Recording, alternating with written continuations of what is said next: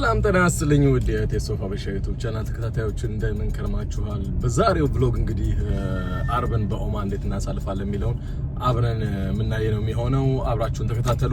መልካም ጊዜ።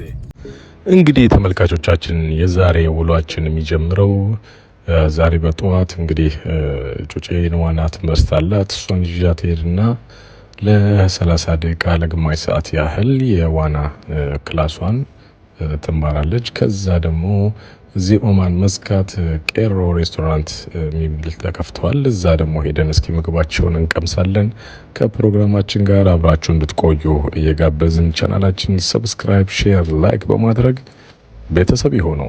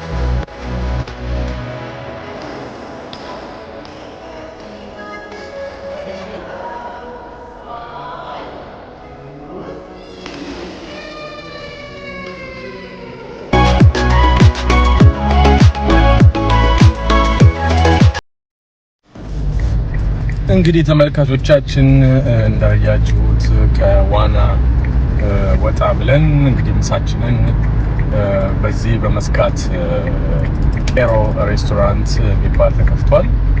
እዛ ሄደን ምግባችን እንቋደሳለን። ጓደኞቼ ጋር ከቤተሰቦቻችን ጋር ተሰባስበን ወደዛ እንሄዳለን። እስኪ እዛ ደግሞ ሄደን ምግቡ ምን ይመስላል የሚለው ነገር ደግሞ አብረን የምናየው ነው የሚሆነው። እናንተም ከፕሮግራማችን ጋር አብራችሁ እንደምትቆዩ ተስፋ እያደረኩኝ ቻናላችን ሰብስክራይብ ያላረጋችሁ ሰብስክራይብ እንድታደርጉ በዚህ አጋጣሚ ቻናላችንን ታበረታቱ ጋብዛለሁ።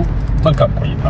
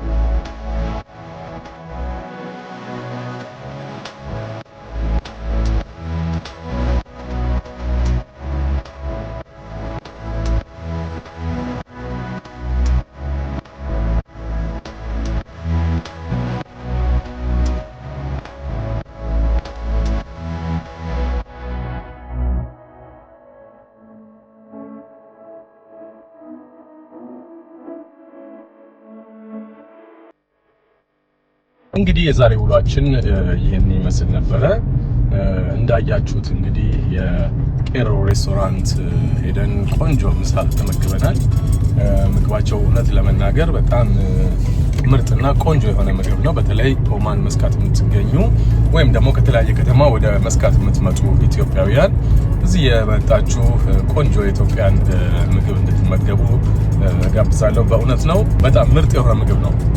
እኔ ተመችቶኛል። እናንተም እንደሚመቻችሁ ተስፋ አደርጋለሁ። እንግዲህ በሌላ ሳምንት በሌላ ፉድ ሪቪው ወይም ደግሞ ቭሎግ እንገናኛለን። ለዛሬ አብራችሁን ስለነበራችሁ እያመሰገንን ቻናላችንን ሰብስክራይብ ያደርጋችሁ ሰብስክራይብ እንድታደርጉ ቪዲዮአችንን ከወደዳችሁ ደግሞ ላይክ እና ሼር እንድታደርጉ እየጋበዝኩኝ ለዛሬ ሻሎም